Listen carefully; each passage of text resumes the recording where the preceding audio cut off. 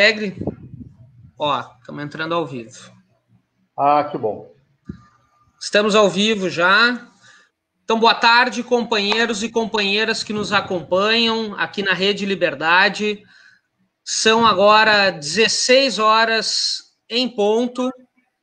Nós estamos começando aqui mais uma live na página da Rede Liberdade. Rede Liberdade, que é um espaço virtual suprapartidário, de encontros, de debates de militantes, de ativistas de esquerdas, um canal progressista, trazendo debates de qualidade aqui no nosso Facebook e no YouTube. Então, quem for entrando aí, eu peço que compartilhe a nossa live, abra uma sala de vídeo. Isso é muito importante para que mais gente possa acompanhar o nosso debate.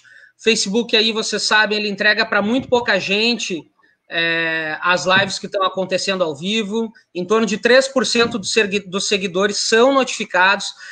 Então o compartilhamento ele é fundamental para que mais pessoas acompanhem. Convido também o povo que está entrando aí, todo mundo, todos, todas, comentarem. Isso também nos ajuda a fazer um debate mais participativo, mais plural e de maior qualidade. Nós estamos aqui hoje recebendo Paulo Vanucci, companheiro jornalista, mestre em Ciências Políticas pela USP. Paulo Vanucci foi ministro de Direitos Humanos durante o governo Lula e integrou a Comissão Interamericana de Direitos Humanos da OEA durante o período de 2013 a 2017. Nós vamos fazer uma conversa aqui nesse sábado à tarde sobre a ditadura militar, sobre as suas heranças, sobre a luta pela democracia que permanece sendo realizada hoje e que permanecerá sendo realizada durante um bom tempo ainda. Eu novamente aí peço para vocês que estão entrando que compartilhem a nossa live, que deixem os seus comentários, a gente vai lendo, vai colocando na tela.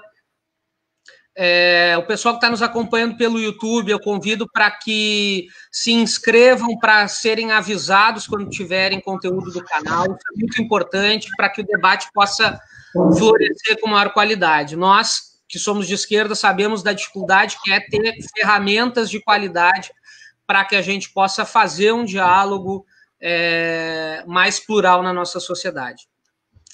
Boa tarde, nosso sempre ministro dos Direitos Humanos, Paulo Vanucci. Senhor, é um prazer recebê-lo. Eu vou já lhe fazer de cara aí uma primeira perguntinha aí. Né? O senhor teve uma participação efetiva nos movimentos de esquerda durante o regime de exceção. O senhor trabalhou na elaboração do livro Brasil Nunca Mais, que foi coordenado pelo Dom Paulo Evaristo Arntz. O senhor foi um dos responsáveis pelo dossiê entregue à OAB em 75 sobre a tortura praticada pela ditadura militar e pelos assassinatos cometidos. Né? Foram mencionados 233 nomes de torturadores, detalhando os métodos usados, citando as unidades onde as torturas ocorriam. Né? Quer dizer, não nos falta informação sobre esse período. Né? O senhor acha que o Brasil conseguiu fazer um acerto de contas, um encontro de contas com o período da ditadura militar, através de iniciativas como a Comissão da Verdade, etc., ou existe ainda muita coisa sob o tapete, ou que ainda foi tratado de forma ou equivocada ou muito superficial? Como é que o senhor enxerga isso? Bom, boa tarde, muito bom. Renato, obrigado pelo convite. É sempre uma alegria poder dedicar uma parte do sábado a uma conversa mais preocupada e mais analítica, né, sobre os riscos gravíssimos que vive a democracia brasileira, o pouco de democracia que foi possível construir em 30 anos, com um governo fascista. E só para não ficar com a impressão de que eu já fiz muita coisa, deixa eu completar dizendo que eu ainda faço alguma coisa.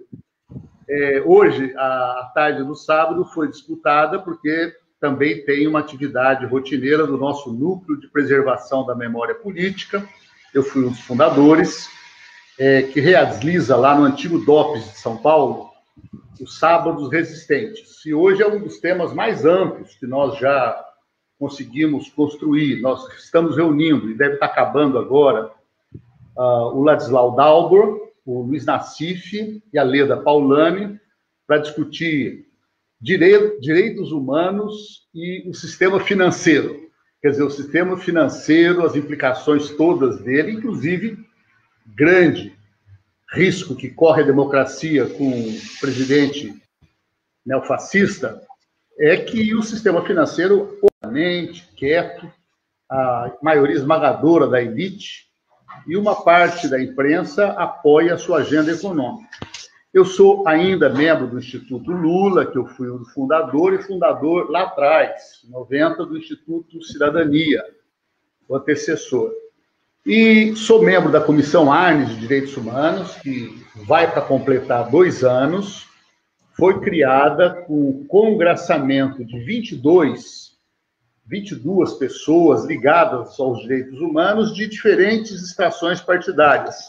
Nós somos lá 6 ex-ministros, só eu do PT.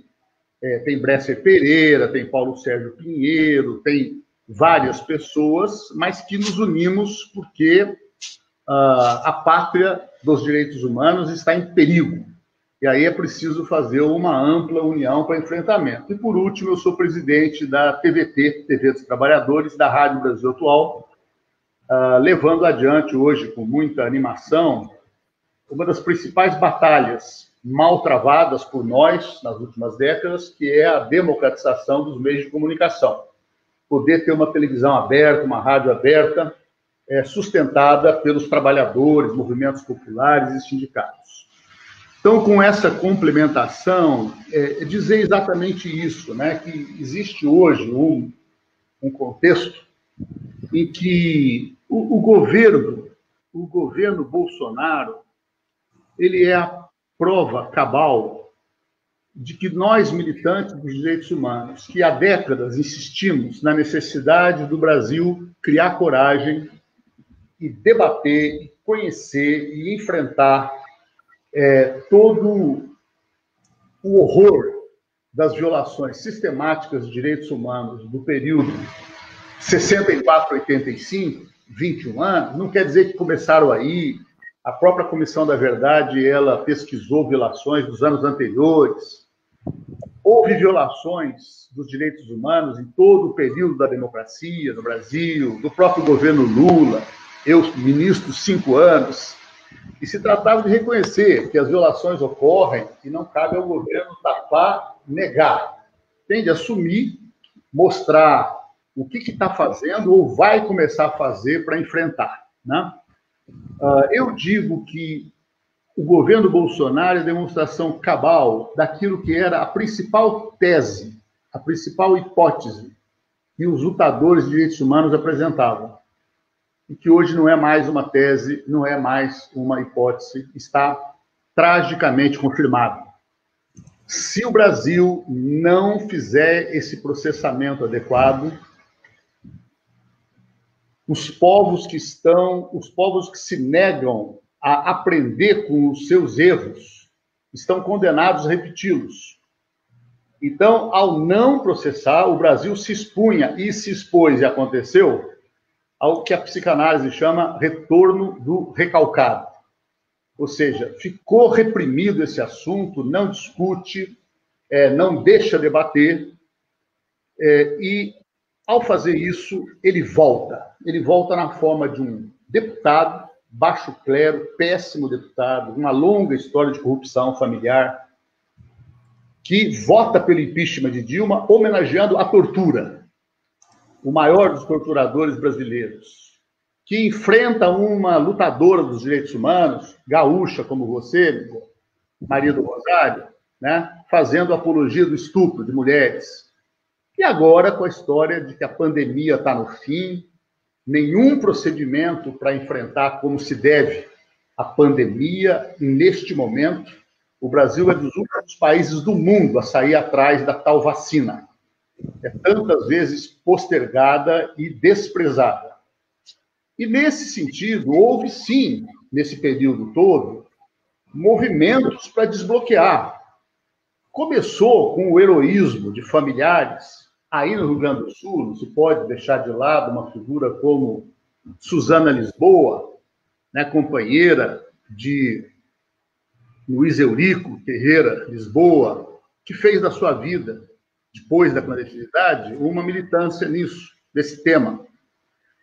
E no governo Fernando Henrique, é preciso reconhecer, passos foram dados importantes. A criação de uma comissão especial sobre mortes e desaparecidos políticos, depois uma comissão de anistia no Ministério da Justiça. E no governo Lula, nos coube a honra de liderar durante 5 anos aquilo que, embora absorvesse 5% do orçamento da nossa pasta, 5% da nossa equipe de 300 membros ali em Brasília, ocupava 95% do noticiário da imprensa sobre o nosso trabalho, como se nós só fizéssemos o direito à memória à verdade, a vasta área de criança e adolescente, direito dos idosos, das pessoas com deficiência, testemunhas e vítimas ameaçadas, os direitos LGBT, era o nosso dia a dia. E tinha lá uma parte importantíssima que só ela despertava a atenção da imprensa. Por quê? Porque era o nó não desatado. Era o problema reprimido, o problema proibido.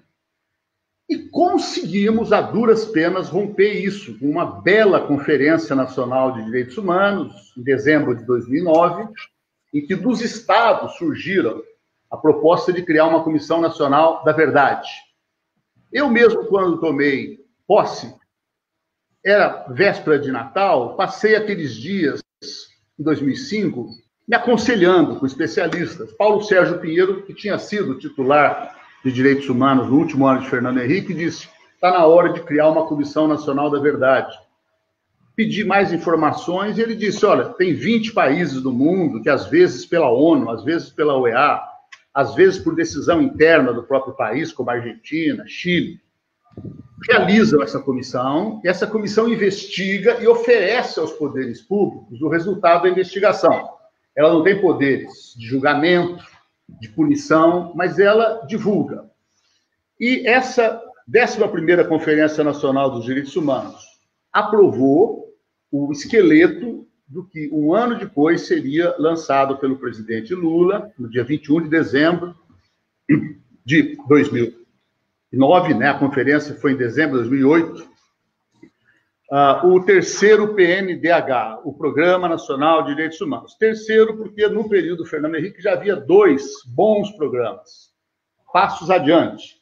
E, claro, no governo Lula cabia ampliar bastante, aprofundar, introduzir o tema do direito à memória e à verdade como uma peça decisiva e, mais, fazer esse programa ser aprovado numa conferência democrática com 14 mil participantes indiretamente e 1.400 lá no dia. E dentro do próprio governo, essa proposta provocou racha, né? A área da defesa se insurgiu também, era um gaúcho conhecido, o ministro da Defesa na época, que aproveitou o episódio para se compor com as Forças Armadas, que também recusavam a figura de um ministro civil na defesa. E aí assume uma contestação interna, que foi uma das mais graves crises do governo Lula, e Lula arbitrou, mediando, e na mediação se introduziram alguns ajustes na redação do PNDH 3, que não alterava nada da sua consistência, e, sobretudo, se criou o grupo de trabalho que fez, em 3 meses, o anteprojeto de lei, que foi levado ao Legislativo. Quando eu deixei o governo, trabalhei com Paulo Sérgio Pinheiro, com Zé Gregório, com vários outros, para que os parlamentares aprovassem, e foi aprovado por unanimidade, porque só 2 pessoas não votaram e não merecem nem ser citadas. Uma se chama, por acaso, Bolsonaro, e teve mais um que o acompanhou nesse voto contra. E a Comissão da Verdade trabalhou durante 2 anos e meio e apresentou 29 recomendações que envolvem, primeiro, a necessidade de apuração, de investigação individualizada, de sanção, quando for o caso, mas, principalmente, políticas de não repetição. Então, assim, mudar todo o ensino, o treinamento militar nas Forças Armadas e nas PMs, para que não aconteça, como o caso que o Brasil ainda se curva diante do terrível, da filmagem, do Carrefour de Porto Alegre, que deve ter chocado violentamente vocês, como nos chocou. Eu tive a coragem de assistir aquele vídeo durante 10 vezes para ver, não é possível, né? A hora em que a pessoa começa a parar de se debater e toda a morosidade, toda a crueldade desse assassinato sob torturas, com câmeras ligadas, né? Então, assim, nesse sentido, eu termino a sua primeira pergunta, Miguel, dizendo isso, de que, olha, nesse contexto, o Brasil ele não vai ser Bolsonaro para o resto da eternidade. É claro que está durando demais, devia ter parado já, precisa de parar antes de terminar o mandato. Mas quando o Brasil retomar, e vai retomar de escombros, a companheira da Comissão Arnes, grande amiga, Maria Vitória Benevides, acaba de dar uma entrevista para o blog Tutameia, em que o título é esse: é um governo de destruição nacional. Ele destrói as empresas, ele destrói qualquer sentimento de nacionalidade, de patriotismo, de respeito humano. Ele destrói tudo isso e nós vamos ter que partir dos escombros. Mas nos escombros, ninguém altera o trabalho que a Comissão da Verdade sintetizou. Porque a Comissão da Verdade partiu de 50 anos de ações das famílias, das vítimas, dos advogados, dos militantes de direitos humanos. Trabalhou com mais 100 comissões da verdade. É um caso único o brasileiro. Os países tiveram uma Comissão da Verdade. A Comissão Nacional da Verdade desencadeou um processo em que as universidades fizeram, os sindicatos fizeram, a UNE fez, a OAB fez. E, nesse sentido, o teu acervo está dado. E, claro, nós não queremos isso para lidar com uma questão do passado. Aí eu gosto de repetir isso. É do presente que se trata. É do futuro, mas mais é do presente. As meninas, a Rebeca e esqueci o outro nome, que foram mortas na porta de casa agora, né? É o caso do Beto, em Porto Alegre, e aqui na Vila Madalena acaba de ser morto um ativista lá, grafiteiro. Então, isso está acontecendo porque o país não fez o que precisa fazer, um alto lá, criar contenção. E na hora que fizer, vamos ter claro, haverá violações. As violações acontecerão durante décadas, talvez séculos. Agora, elas se darão numa proporção decrescente, diminuindo a cada ano como se deve, e não como acontece agora, que a vitória de Bolsonaro...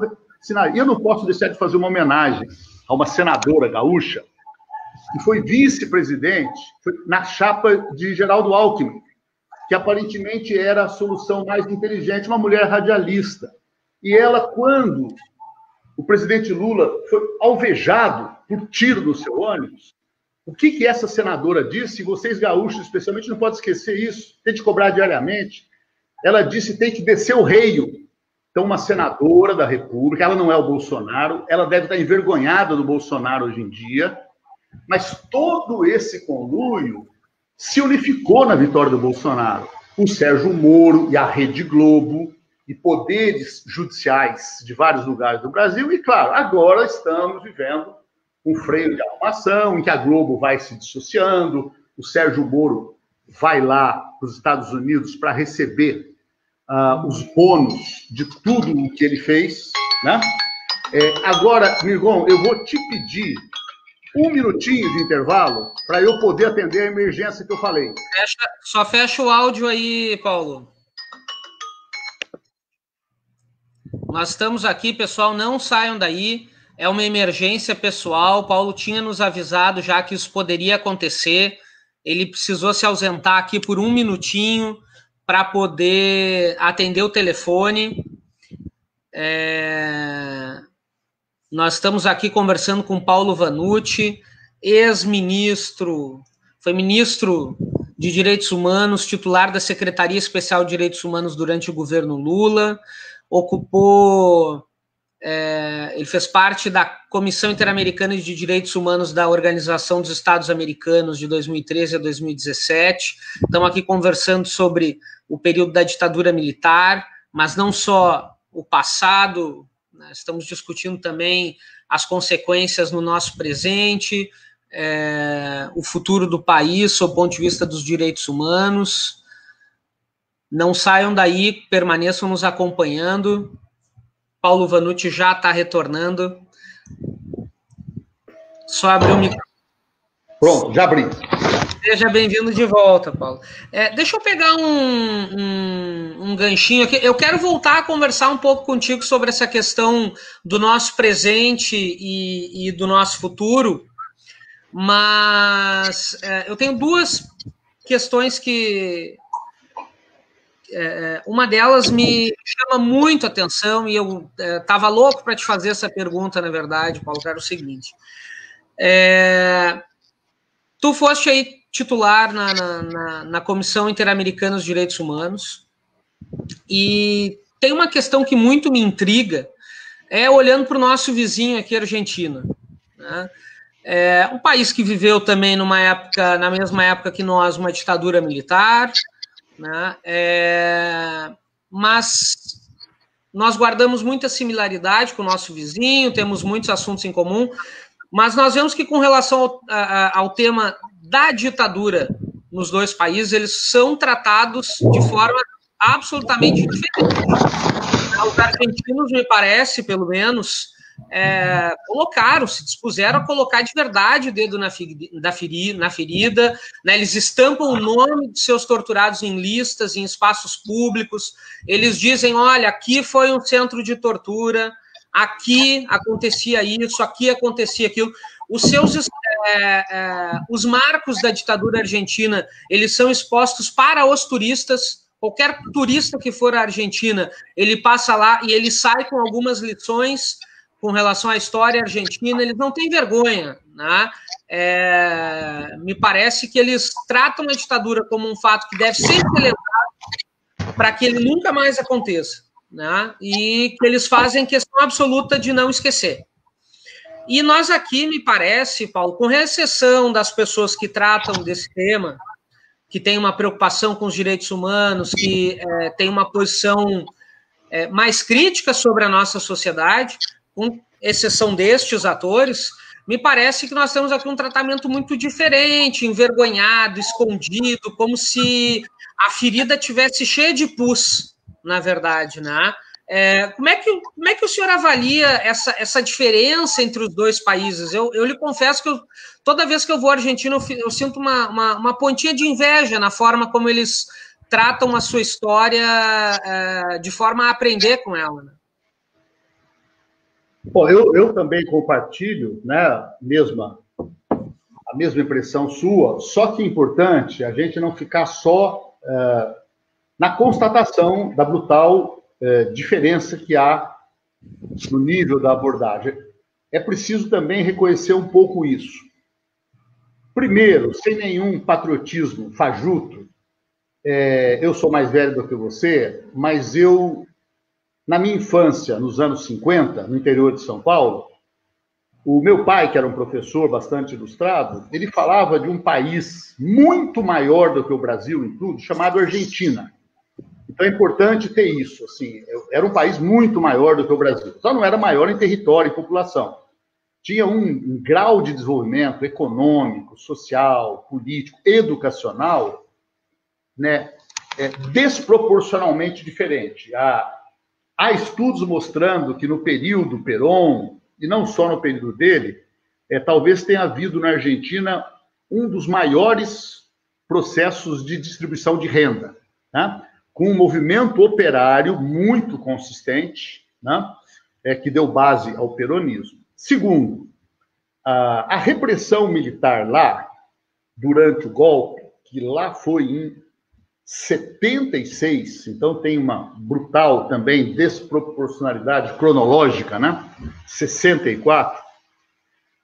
E em 76 já era o segundo ou terceiro ano de violência repressora terrível, só que se dava informalmente pela chamada AAA, né? A Ação Anticomunista Argentina. O caso do Tenório, baterista do Vinícius de Moraes, desaparecido, ainda é antes do golpe de 76. Né?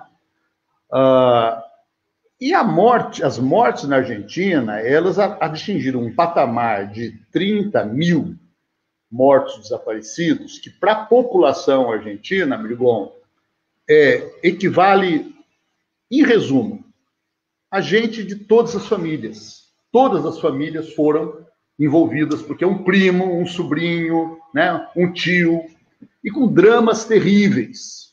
Né? A ESMA, a Escola de Mecânica da Armada, que hoje é um centro de memória, em Porto Alegre, lá perto do campo do River Plate, ali 5 mil pessoas entraram e não saíram para os voos da morte, em que os corpos eram jogados. Então, é evidente que, nesse sentido, eram milhares de pessoas mobilizadas o tempo todo por esse clamor de justiça, quando no Brasil foi menor. Eram algumas centenas de pessoas em alguns momentos difíceis, algumas dezenas, que mantiveram essa tocha acesa. Com o governo Fernando Henrique, os primeiros passos, e com o governo Lula, aí sim, o que eu acabei de resumir para você. Né? Então, assim, nesse sentido, o processo lá também teve uma coincidência feliz, que foi na virada do milênio, a chegada do Néstor Kirchner se deu num contexto em que também, do ponto de vista político, uma força, depois de um Estado quase falido, desgovernado, ele entendeu que direitos humanos devia ser tema central de governo. Então, os direitos humanos apareceram no debate econômico, no debate internacional. Não é como foi no Brasil, que tinha uma área de direitos humanos, um pouquinho mais fortalecida, mas não deixava de ser uma periferia. Por último, registrar a atuação de uma figura como Eduardo Luiz Duhalde, que já morreu, não é o Duhalde que foi presidente, mas o grande militante dos direitos humanos, que foi meu colega, e a gente estava na Argentina a cada 2, 3 meses para fazer junto, inclusive o projeto do Instituto de Políticas Públicas e Direitos Humanos, que funciona lá na ESMA, até hoje. Né? E ele era um exilado, né, que sobreviveu a um atentado de uma revista que eles tinham, Alternativa, e o atentado matou o companheiro. Ele foi para a Espanha e já passou a vida. E um juiz como Zaffaroni, que hoje é membro da Corte Interamericana da Costa Rica, que foi daquelas pessoas que faltaram aqui no Brasil, né? No Supremo Tribunal Federal. Agora eu tenho só que levantar para botar a tomada, que a bateria está acabando, mas é coisa de 1 segundo. Não saiam daí, estamos conversando com Paulo Vanucci, ex-ministro de Direitos Humanos do governo Lula. Ninguém larga a mão de ninguém. Ninguém larga a mão de ninguém, com muito álcool gel e uma tomada disponível. Boa. Eu só perdi aqui a minha foto e a sua. Deixa eu ver se eu pego de novo. Estamos aqui na Rede Liberdade, fazendo um bom bate-papo aqui com Paulo Vanucci, ex-ministro de Direitos Humanos do governo Lula.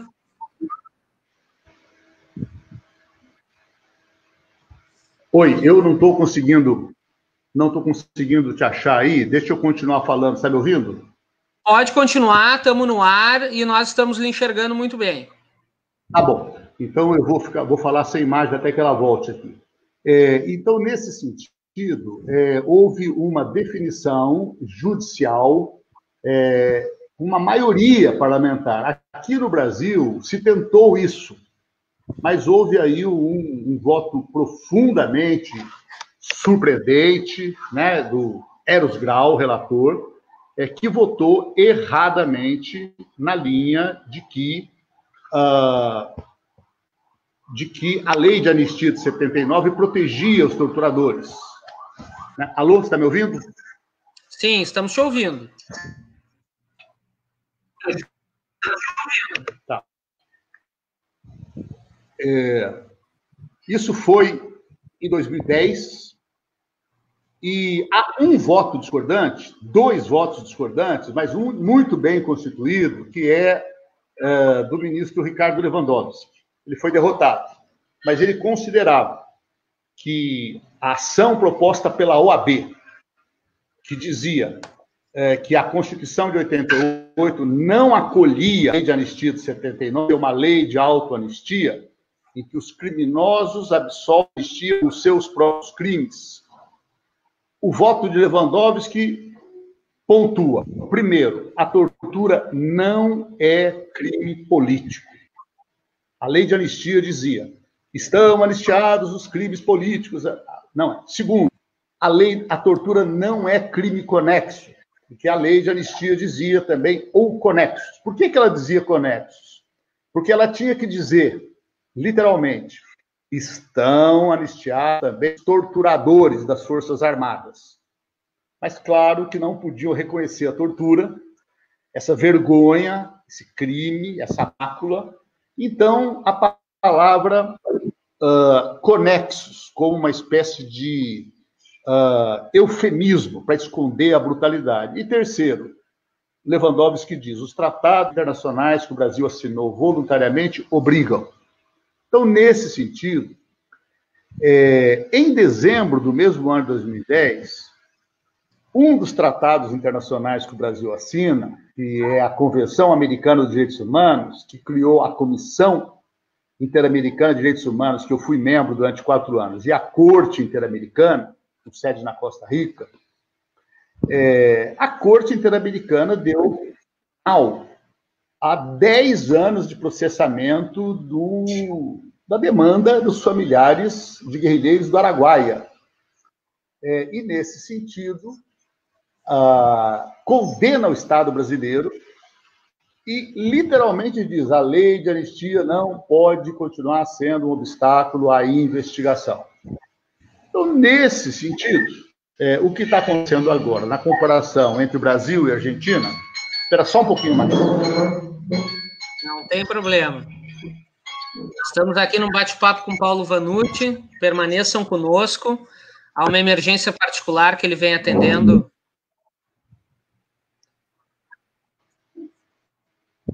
Podemos dar sequência, ministro? Podemos sim.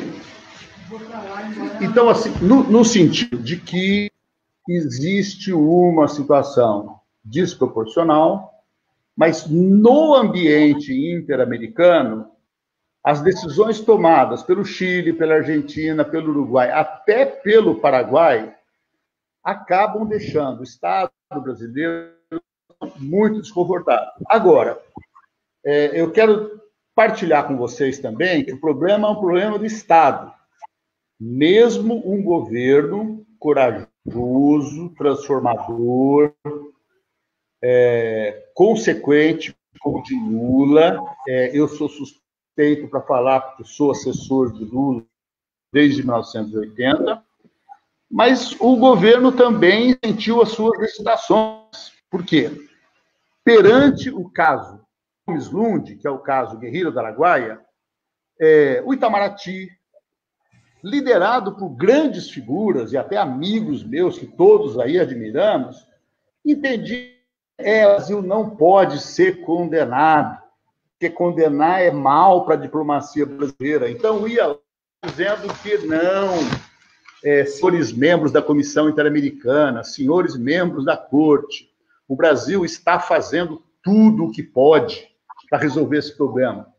E eu não assumi esse discurso, eu dizia que o Brasil não estava fazendo tudo que podia, que gente do governo, o Lula, queriam fazer, mas o Poder Judiciário não fazia, o Legislativo não fazia, e alguns ministérios do próprio governo Lula, ou governo Dilma. Então, essa dualidade existiu. E eu espero que, uma vez libertados do fascismo, do neofascismo, do seu perigo, a gente possa retomar essa trilha já com mais essa lição da história. Câmbio. Paulo, eu queria aproveitar esse gancho aí que tu já entraste um pouco no assunto, mas eu queria que o senhor discorresse um pouquinho mais sobre isso. Nós vivemos aí 35 anos desde a reabertura do país, né?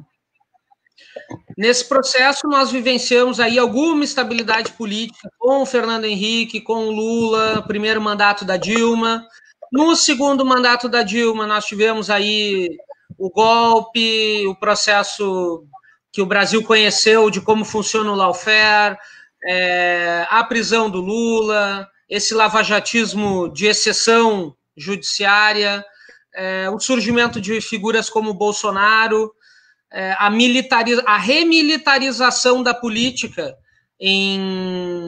de forma, entre aspas, democrática. Tudo isso compõe esse período aí de 35 anos. Como é que o senhor avalia essa nossa etapa histórica pós-reabertura, sob o ponto de vista do fortalecimento da democracia, com relação a essa retomada de uma agenda antidemocrática no país, que parece que vem nos empurrando para um terreno sombrio, e, enfim, os nossos erros e acertos aí nessas um pouco mais de 3 décadas. Acho que travamos aqui a transmissão. Nós estamos conversando com o Paulo Vanucci. Acho que caiu, vamos dar um tempinho para ele retornar. Teve alguns problemas aí durante a transmissão dele. Acho que a internet lá não está com funcionamento muito bom, mas gostaria de pedir que vocês permanecessem online conosco. O Paulo deve ter caído em seguidinho, ele já retorna. A gente está fazendo aqui um bate-papo sobre a ditadura militar, sobre os anos de exceção, sobre o período da redemocratização do país. O Paulo Vanucci, ele foi ministro de Direitos Humanos do governo Lula, compôs a Comissão Interamericana de Direitos Humanos da OEA entre 2013 e 2017. Ele é jornalista, mestre em Ciência Política da USP. Participou da elaboração do livro Brasil Nunca Mais, foi coordenado por Dom Paulo Evaristo Arns. Foi também responsável pelo dossiê que foi entregue à OAB em 75 sobre as torturas praticadas pela ditadura militar, os assassinatos cometidos, né? Então peço a vocês que deem uma seguradinha, o Paulo deve estar retornando. Nós estamos com a Renata Abdala, que dá assistência aqui nos bastidores da Rede Liberdade, está entrando em contato com o Paulo já, para ver se ele retorna. Se ele não retornar, nós vamos acabar encerrando a live e deixar para um outro momento a continuação do nosso papo. Mas ele já está voltando, já está entrando de novo. Vamos dar um tempinho só para ele. Peço que vocês tenham um pouquinho de paciência. Não é a primeira live que vocês acompanham nesse período de pandemia. Sabemos como é instável a internet no Brasil. Essa é uma outra luta que a gente vem travando, né? Quer dizer, internet de qualidade no nosso país é difícil, e a internet que nós temos, além de ruim, ela é muito cara. Herança da privatização das telecomunicações do nosso país durante o governo Fernando Henrique Cardoso. Esperamos aí que em um futuro próximo nós possamos ter uma rede de internet que seja compatível com um país do tamanho do Brasil, com uma infraestrutura decente. Pessoal, nós estamos aqui com um pequeno probleminha técnico, peço paciência de vocês aí, para que a gente espere retornar. Enquanto isso, eu vou dar aqui para vocês o endereço, se vocês quiserem baixar,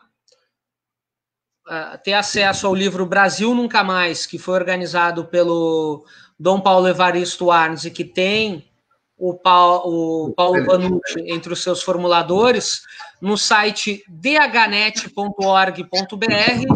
vocês podem encontrar trechos digitais do livro Brasil Nunca Mais, um relato para a história. Acho que é muito importante, muito interessante que todos que puderem entrem lá, procurem o livro, leiam o livro, acho que é uma boa forma de nós nos reencontrarmos com a nossa história. Nós já estamos de novo com o Paulo Mirgon, me dá uma carona só para reforçar, não sei se claro, você já fique à vontade.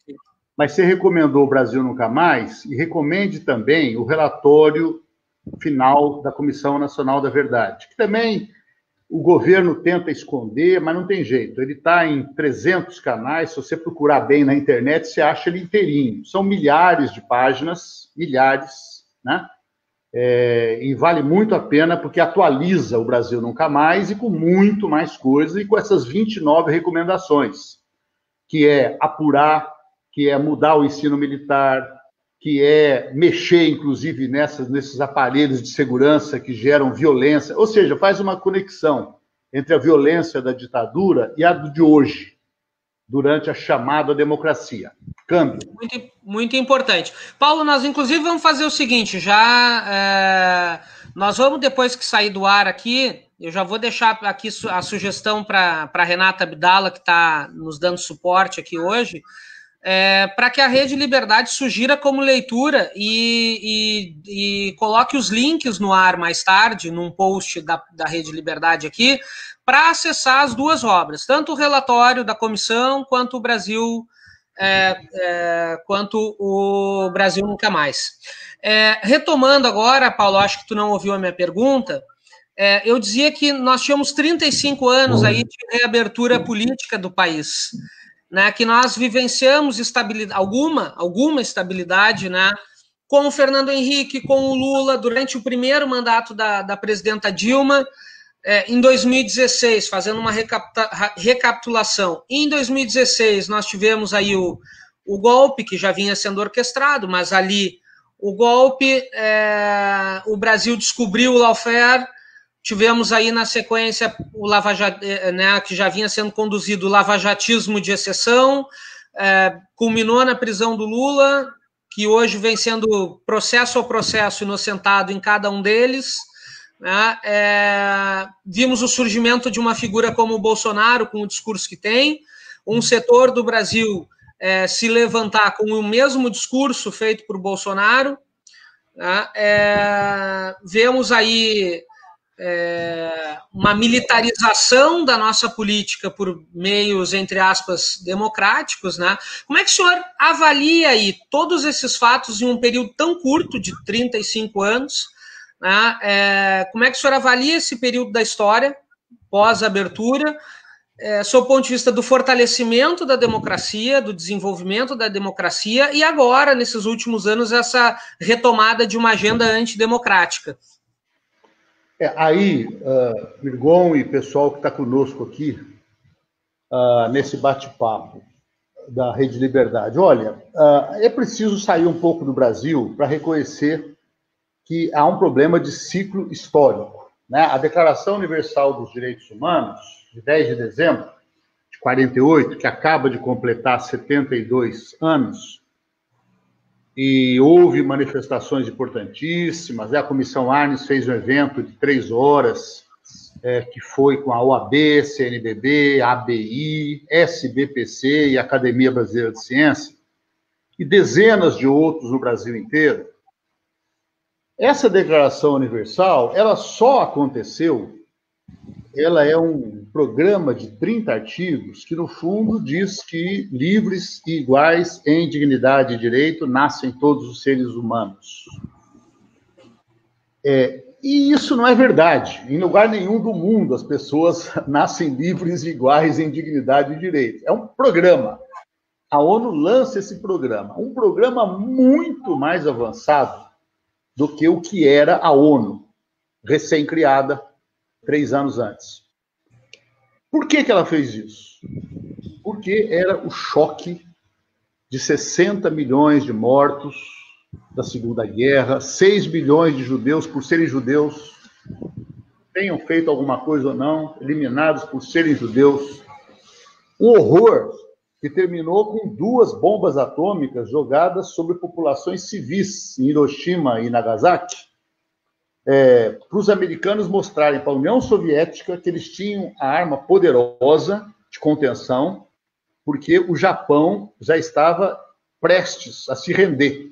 A Alemanha tinha se rendido em maio, e nos primeiros dias de agosto, o Japão não tinha mais comida, não tinha abastecimento, não tinha suprimento. Então, 2 bombas atômicas absolutamente desnecessárias encerraram o horror. Ou seja, o horror não estava só do lado do Hitler, né? E aí, a humanidade prometeu e propôs um programa que ainda está muito longe de ser cumprido. Mas ele vale como aquele horizonte do Eduardo Galeano, né, que a gente sempre repete. É uma estrela polar que você caminha em direção a ela, ele se afasta mais, mas você vai avançando.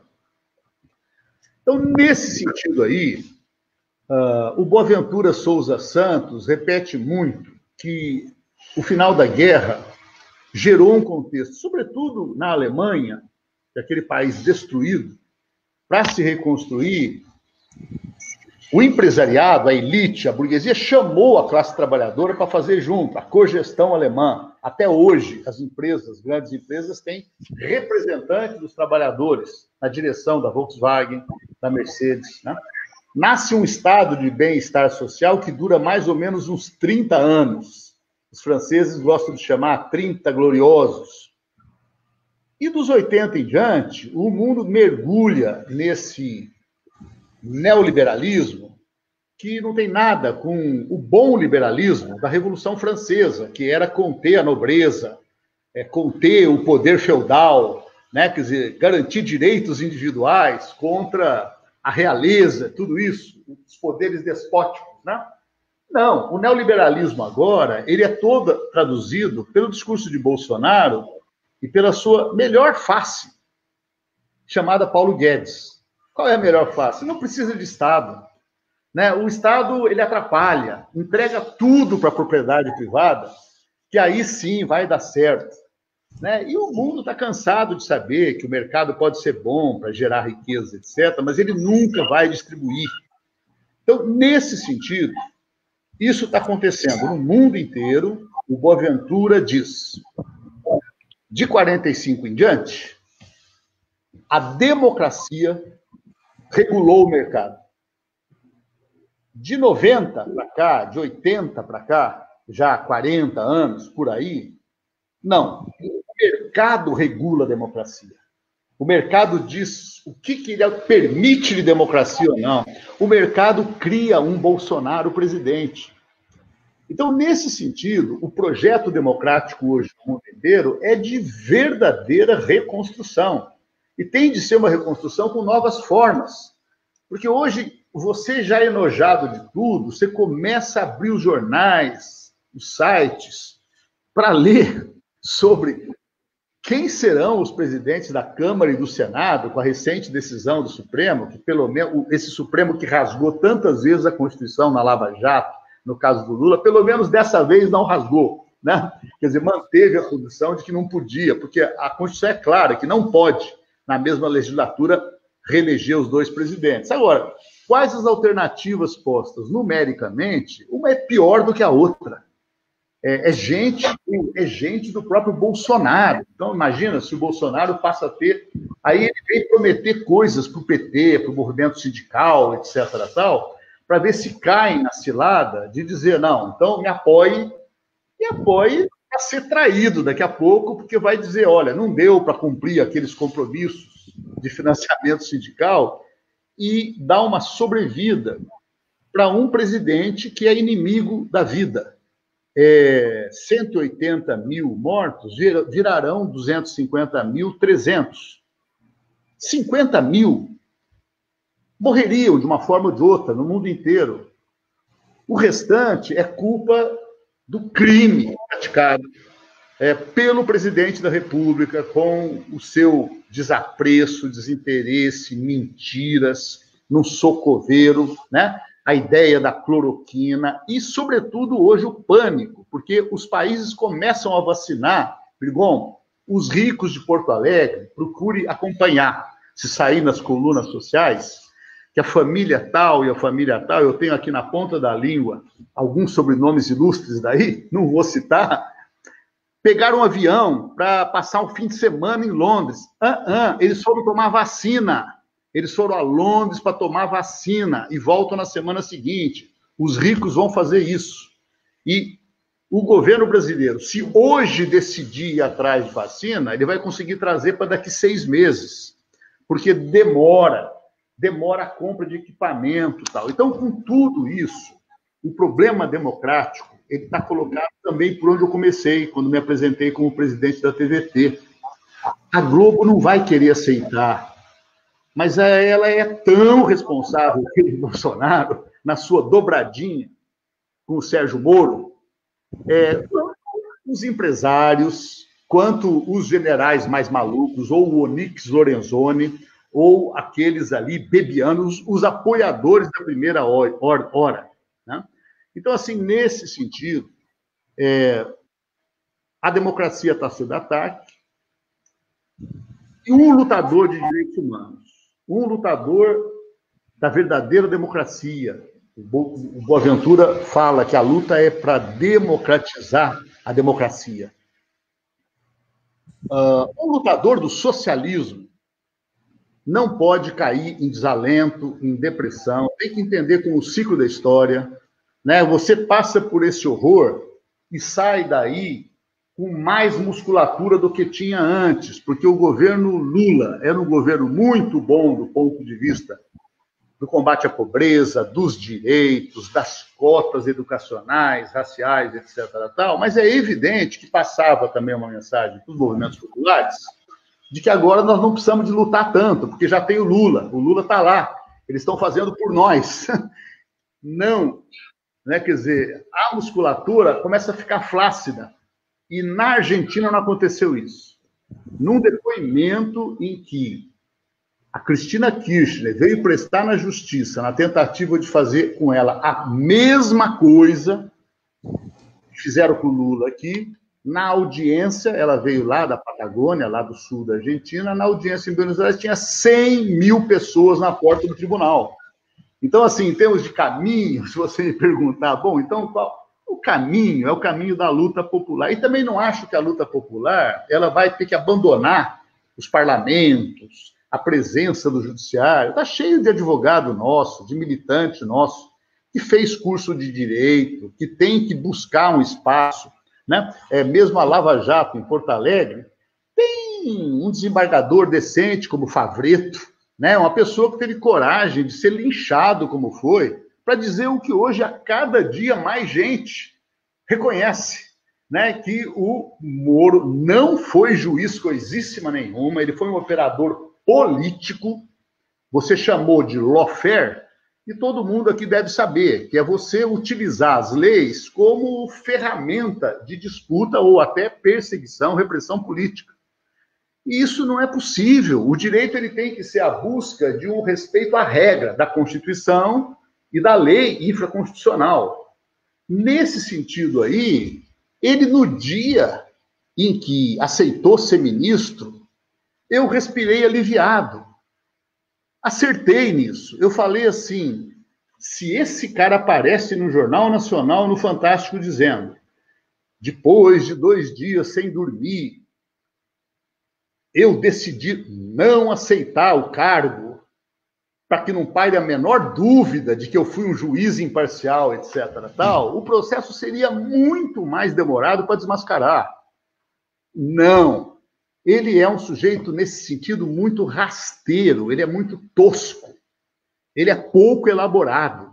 Ele vai lá e um dia rompe com o governo Bolsonaro e começa a denunciar sem saber que as denúncias que ele faz do Bolsonaro são para ele próprio. Ele, como ministro da Justiça, era o primeiro responsável por tudo aquilo que ele denuncia. E agora ele anuncia que vai ganhar R$150 mil por mês. E se ele anuncia 150, eu ponho muito mais 150 mil para trabalhar numa empresa americana que cuida do que fazer com o que sobrou da Odebrecht.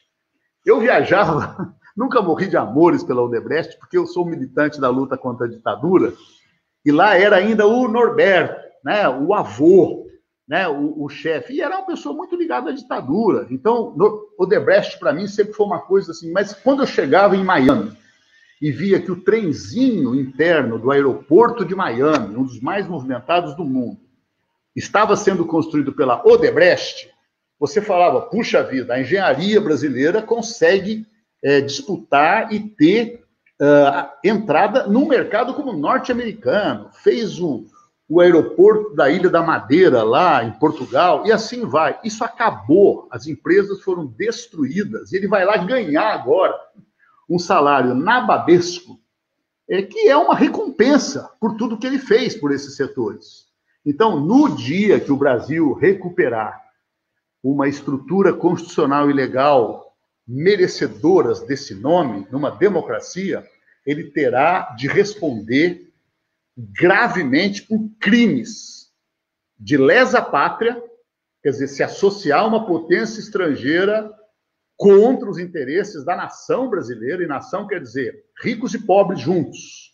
Então, ele conspirou contra a nação brasileira e mais, todas as violações de direitos humanos, não respeitou a presunção de inocência, não respeitou o direito à prova, o juízo imparcial. E por isso, ele já está condenado, ele foi previamente condenado pelo órgão das Nações Unidas, que determinou que o Lula fosse candidato presidencial, mesmo que preso, como já aconteceu em outros países.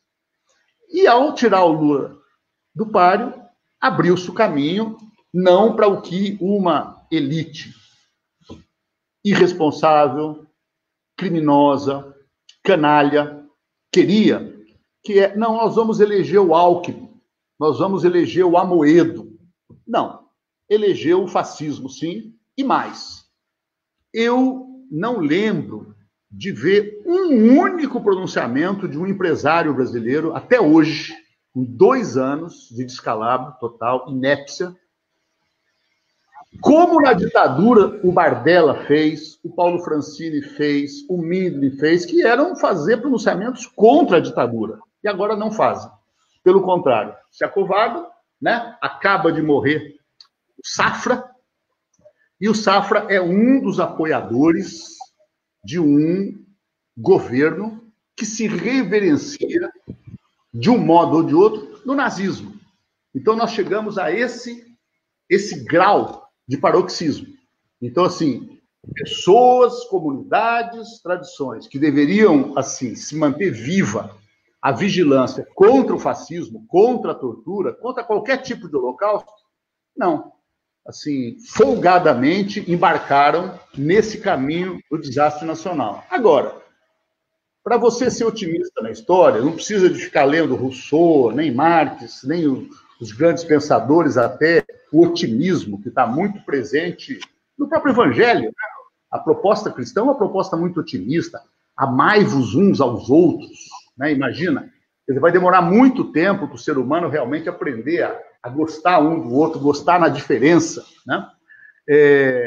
Você pode se basear num filósofo como Cartola, sabe? O sol há de brilhar mais uma vez, quer dizer, não há noite que dure para sempre, né? Nem aquela noite tão temida do Game of Thrones, né? Quer dizer, aquela noite que viria, aquele troço, esse troço vai passar e está passando. As eleições municipais, você começou dizendo que ela tem um balanço muito controvertido, e é verdade. Em algumas coisas houve avanços, das cidades com mais de 500 mil habitantes, cresce um pouco a presença da esquerda, mais mulheres, mais negros, mais jovens, né? LGBTs. Isso é bom, mas, de fato, ainda há um deslocamento de uma extrema-direita fascista para uma direita que é quase a mesma coisa, no sentido de que é a herança da ditadura, do fisiologismo, aquilo que quer manter o sistema dos sonhos do Paulo Guedes sem a opulência do Jair Messias. Câmbio. Paulo, agora eu vou me permitir aqui, já que o senhor fez a referência ao Game of Thrones, eu vou me permitir, na minha pergunta aqui, fazer uma outra referência cult. O senhor foi... O senhor foi preso, o senhor foi torturado, o senhor teve um primo que foi preso, que foi assassinado pelo DOI-CODE em 73. né? Tem todo esse trabalho que nós já falamos ao longo da nossa conversa aqui, de resgate da memória, né? Tudo mais. Agora nós falamos aí sobre esses últimos 35 anos de reabertura, mas me chama muito a atenção, não apenas, e agora o senhor se referiu a uma velha guarda do empresariado que apoiou a ditadura mas que havia algumas exceções. Hoje, não, o pessoal não fala nada, não se levanta contra o discurso do Bolsonaro e de outras figuras terríveis do nosso cenário atual. Me chama a atenção que nós temos uma juventude, né, até uma faixa de 30 anos, ou seja, ou até uma faixa de 40 anos, que não sabe, sempre viveu, desde que se conhece por gente, no processo de abertura democrática, portanto, desconhece a história, e que, de certa forma, também saúdam aquele período da ditadura, ou dizem que não foi tudo isso como se diz, ou então dizem que é como deveria ter sido feito, ou que aplaudem os discursos de ódio que estão crescendo no Brasil, né? E aí eu me lembro, aí fazendo a referência, puxando a sua ali, em Star Wars tem uma frase que para mim é muito especial em um dos filmes, quando é dado um golpe, e no Senado, então, a líder da oposição, ela diz, bom, então é assim que morre a democracia, sob o som de um estrondoso aplauso, quando houve a aprovação no Senado do golpe em curso. Diante de tudo isso, e que me parece muito o que a gente vê hoje acontecendo, as coisas vão acontecendo, nós vamos retrocedendo e as pessoas vão aplaudindo. Nesse contexto todo, o senhor se mantém com uma visão, de fato, que para mim é otimista, de que isso é um processo cíclico e que, portanto, nós estamos vivendo um ciclo que terá um fim ali na frente, ou nós estamos, de fato, sob o risco de ver o Brasil afundar novamente em um período obscuro na sua história? Então, veja bem, que mesmo você, quando me coloca alternativa, nessa segunda, você não fala para sempre, porque é impensável você dizer, né, que não. Então, o Brasil vai... Eu tenho um amigo que é microbiologista de ponta, ele sempre nas festas, a gente começa a tomar um goró e ele provoca. Muito antes da pandemia, ele foi um grande especialista, pioneiro na pesquisa de AIDS, ele provoca, olha, um dia vai aparecer um vírus que vai se multiplicar e vai mutar em tal velocidade que a medicina humana não vai dar conta, ele vai exterminar o gênero humano, né? Essa distopia, ela é impensável. Quer dizer, você pode, inclusive, você quer deitar um pouco na praia, ficar pensando num mundo onde só tenha baratas, né? E não mais o ser humano. Mas isso é mais ou menos impensável. E nessa perspectiva do ser humano, olhando a história para trás, o Hegel, o filósofo, fala que é o imenso matadouro da história, né? De fato, não dá para acreditar num ser humano que seja selvagemmente bom.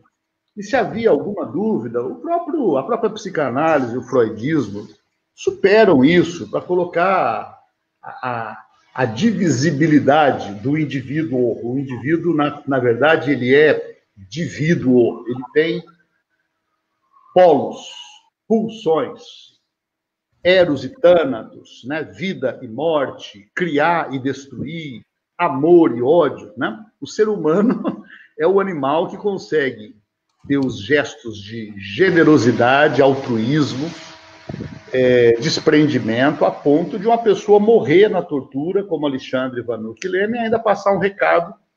E não é um primo distante, né? O Alexandre tinha a mesma idade minha, eu sou de maio, ele de outubro de 50.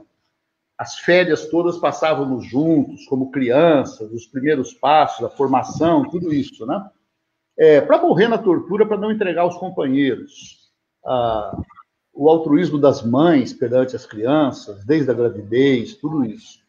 Até a tortura. O ser humano é capaz de torturar. Os animais não se torturam. Os animais se predam. Há uma cadeia zoológica, mas tortura não existe. Então, esse complexo do ser humano, nós aqui, dessa rede, nós da democracia, nós do socialismo, nós da esquerda, fizemos uma aposta em certo momento da vida. Como é que é? Vamos acreditar que a salvação, a realização é individual? Eu por mim, minha família no máximo, se eu precisar, eu piso na cabeça de outro para poder garantir o meu lugar? Ou nós fizemos a outra aposta, a aposta de que não. Ou nos libertamos juntos, ou jamais nos libertaremos. Paulo Freire, a frase. Ou toda a teoria democrática do socialismo, que é acreditar na solidariedade humana, essa capacidade de sentir como se corresse comigo qualquer violência, preconceito, discriminação, injustiça que ocorra com outras pessoas. Então, nessa construção da humanidade, essa aposta que nós fizemos, ela se faz uma vez só na vida. Não dá para voltar atrás e falar, peraí, agora deixa eu fazer o contrário. Agora eu quero ficar rico, opressor e individualista.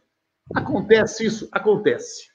São os traidores, essas pessoas que estão muito na moda, né? Agora, a Lava Jato, ela instituiu, né, a delação premiada, o elogio, né, de ser traíra, etc. tal, filho denunciando o pai, como no caso da Odebrecht, coisas assim.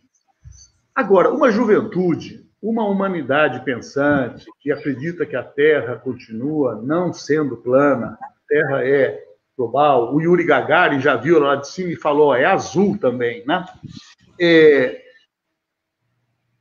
Não tem que cair na história de que será que nós vamos entrar agora numa volta ao mundo da barbárie? Não vamos. Porque se você olhar do tempo da barbárie para hoje, você vai ter a noção iluminista de progresso. Você tem um Bolsonaro, e tem gente como nós aqui, e nós somos milhares, se não milhões, nesta tarde de sábado, que estamos falando a mesma coisa. Tem milhões de pessoas trocando o zap, fazendo a última piada sobre o vestido da primeira-dama e a roupa que ele usou, né, nessa exposição. Então, nesse sentido, o processo que eu não posso, infelizmente, prometer nada, é sobre a duração. Vai demorar mais, vai demorar menos. Esse cara pode se reeleger. Agora, diante dessa dúvida, esse cara pode se reeleger, nós temos duas alternativas. Ou desanimar, desencorajar, ou sair daqui desse sábado e já aproveitar o domingo, que é amanhã, para não deixar esse cara se reeleger. Algumas pessoas estão retomando a palavra impeachment. Veja bem, uma pessoa chamada Merval Pereira escreve hoje, o impeachment vai voltar.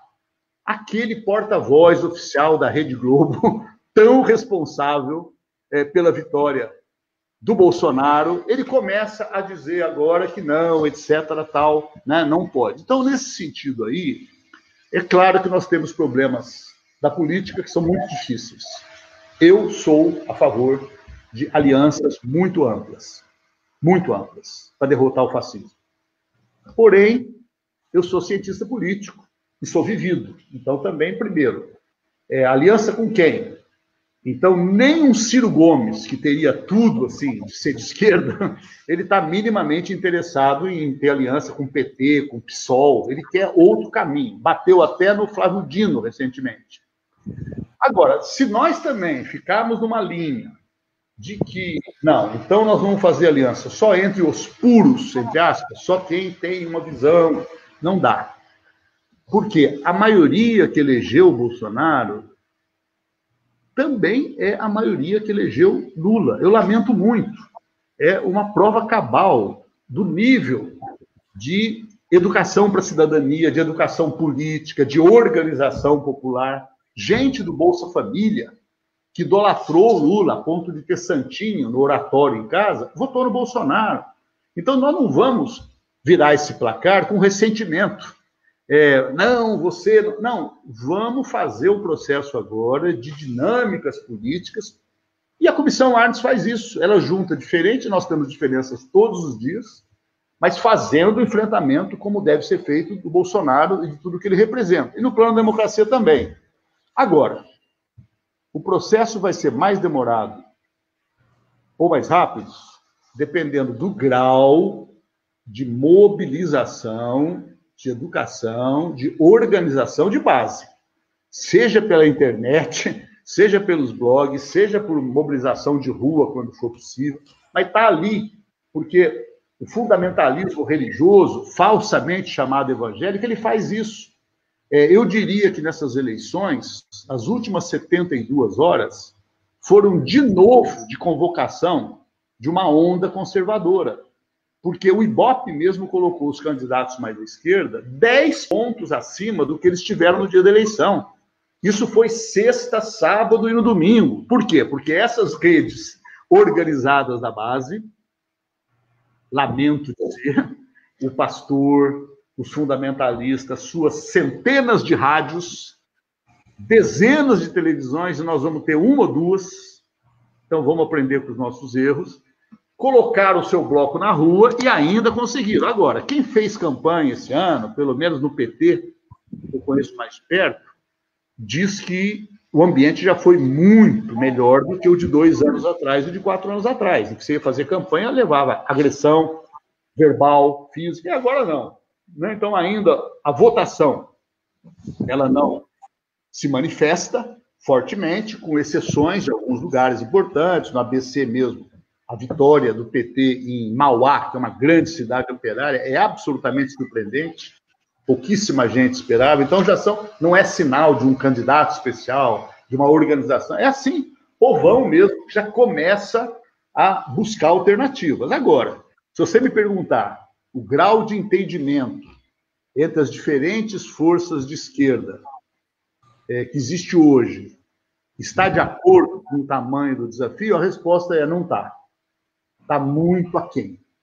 Era preciso de puxar apertar esse botão de, olha, mais responsabilidade, vamos conversar mais, para fazer mais ações conjuntas. E eu sou do PT, mas vi com muita alegria vitórias do PSOL em Belém, o desempenho do Boulos de São Paulo, torci muito em Porto Alegre aí pela vitória espetacular que seria a Manuela vitoriosa, né? Então é um pouco por aí, Mirgon.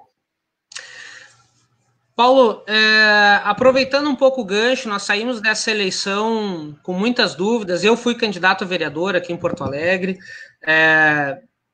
gastei asfalto na cidade, caminhando pela nossa capital aqui. Sei dos desafios que nós enfrentamos aqui para tentar eleger a Manuela. Quase conseguimos, mas passamos por esse processo que tu aponta aí. Quer dizer, as pesquisas nos colocavam lá na frente, né? Parecia que era possível ganhar, no final das contas teve um voto silencioso que nos derrotou aqui em Porto Alegre mais uma vez. Diante de todo esse cenário, todos esses elementos que tu trouxeste, para nós já começar a nos encaminhar nesse bate-papo aqui, aproveitando também o fato de tu seres aí um cientista político e ter essa capacidade analítica sobre o período e considerar que os ciclos, por pior ou mais longos que sejam, eles encerram,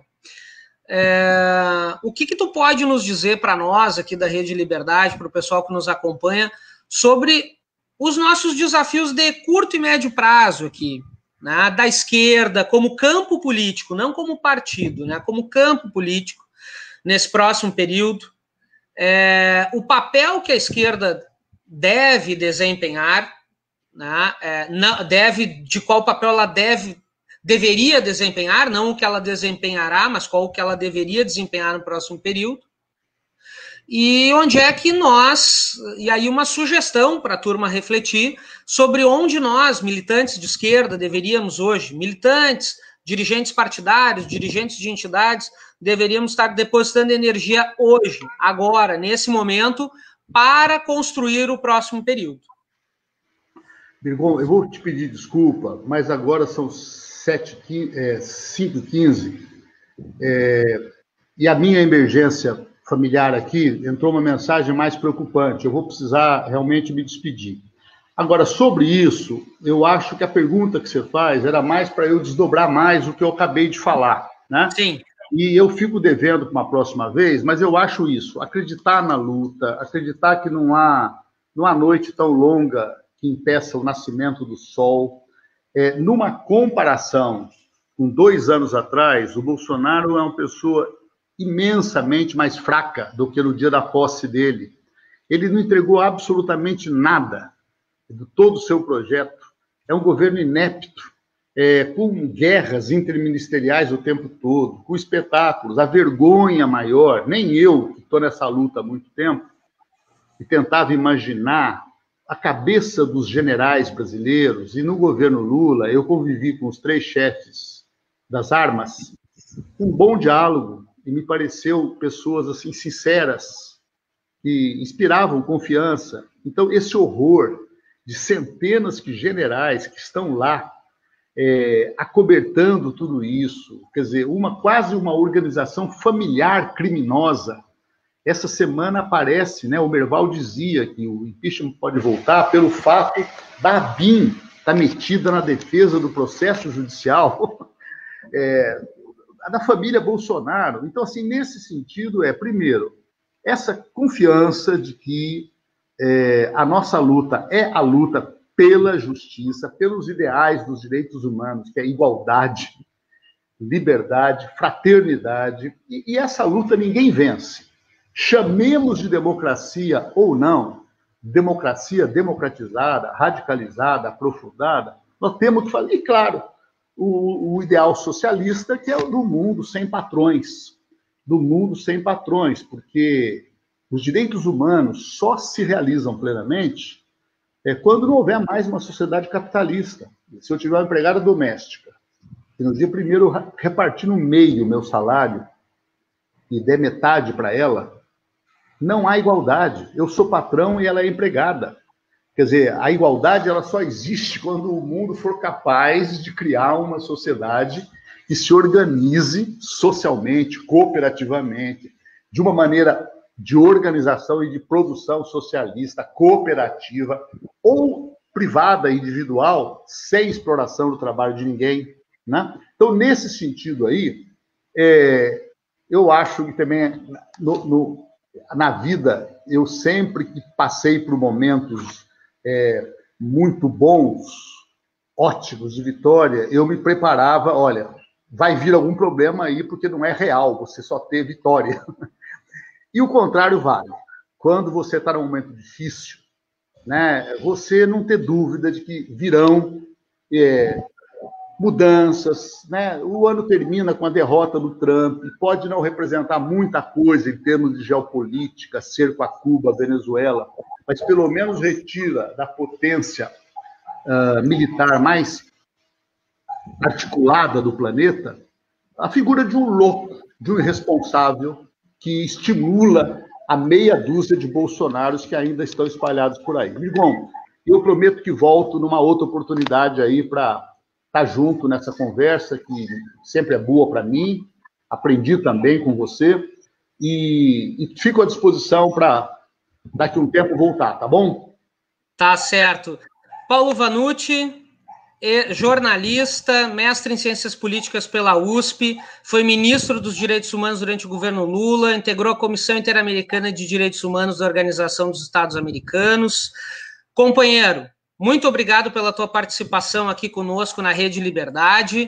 Agradeço a todas as pessoas que nos acompanharam aqui ao longo dessa 1h19 de live. São 17h19 deste sábado. Agradeço a presença de todos que nos acompanharam. Peço desculpas pelos problemas técnicos que nós tivemos ao longo da nossa transmissão. E no próximo sábado nós estaremos aqui ao vivo outros companheiros da Rede Liberdade estarão aqui ao vivo apresentando a nossa próxima live. Um bom final de semana a todos, espero que tenham gostado. Eu sou o Mirgon Kaiser, apresento a Rede Liberdade no dia de hoje, direto aqui de Porto Alegre. Muito obrigado para todos. Bom final de semana.